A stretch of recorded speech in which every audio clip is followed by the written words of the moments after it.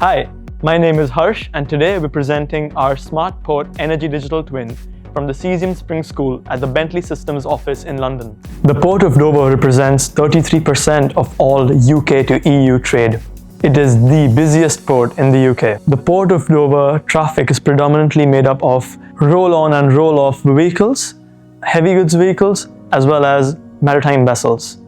Within my segment of the project, I simulated traffic flow within the Port of Dover. We overlaid the OpenStreetMap data on top of Cesium Ion, and then we selected the inbound and outbound routes, as you can see using the blue and red lines. We then simulated actual 3D vehicles moving on top of those roads. The 3D assets included the cars, the HGVs, and a 3D tile which we used to represent the security checkpost. Using the Cesium Ion interface, we could open up windows when we clicked on certain parts of the port. For example, when we click on a car, a window would pop up to show the speed, the vehicle registration, and if the vehicle is inbound or outbound.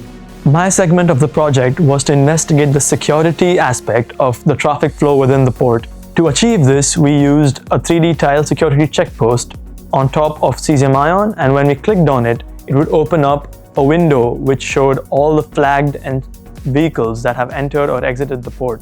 The security checkpost included a live ANPR monitoring, which recorded the number plates of all vehicles entering the port. Using this data, we can cross-reference it with a stolen vehicle database and see if any vehicles are suspected to be stolen or are acting suspiciously. If any vehicles were flagged, they would appear on the window, and we had tracking functionality using which we could track the vehicles moving within the port. From my segment of project, I've involved in maritime vessel charging. Within my project, I create 2 chargers across 3 berths. When we click the charger, we can see the dashboard. We got the status of the chargers. You can see the charger is occupied, it's idle or about to finish. And we got the energy and estimate time arrivals and carbon dioxide saved. So in the dashboard, we used 3D vessel model, which are moving around the harbor. Within the dashboard, the metadata, we include the vessel ID, the status, speed, battery consumption, capacity, position, energy used, carbon dioxide saved, and voyages. So one of the great things that we use Cesium is that we can use different lines to represent battery status charging. We utilize the predictive charging to show that battery status. This is a dynamic curve that we can know what time the vessel charging about to finish. My favorite thing about using Cesium software is that we can use it to simulate the fully demonstrations about the charging and the vessel's movement. So for this segment, we consider the energy network distribution. So here is a live twin demonstration of that. As you can see, there are substations which are represented by the cylinders. These substations are encoded by color and also by size. So for the color represents the grid utilization, and the size represents the grid capacity. The cylinders show the substations, so they are color encoded and also size encoded. The color represents the grid utilization, and the size represents the grid capacity. So for red, it shows high utilization, amber is high load, and also green is healthy.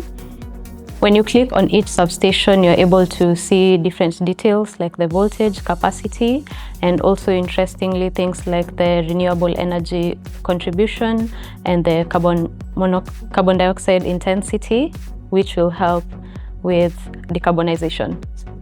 So when you click on each cylinder, you're able to see different information like the voltage, capacity, other things like renewable energy contribution, and also the carbon dioxide intensity. This encoding is important for port operators to be able to detect capacity pressures and strategic connections between the substations. So this data was sourced from UKPN, and Cesium was helpful in actually connecting that data directly to the 3D tile sets. Monitoring critical national infrastructure requires more than understanding what is happening now.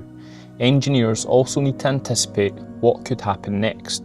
In this short conceptual scenario, we demonstrate how a digital twin can be used to simulate, identify, and respond to an operational disruption. A shoreline power charger has suffered a breakdown. What does the engineering team need to know? What assets and services are affected? How quickly can the fault be isolated and resolved? And critically, how can the port maintain continuous service for vessels arriving during the disruption? By bringing together operational data, asset information, and scenario modelling, the digital twin gives engineers a clear view of the incident and its wider impact. Teams can assess alternative actions, understand dependencies, identify the most effective response, and make informed decisions before those actions are implemented in the physical environment. The result is a more resilient operation, faster diagnosis, better informed intervention, and continuity of critical port services.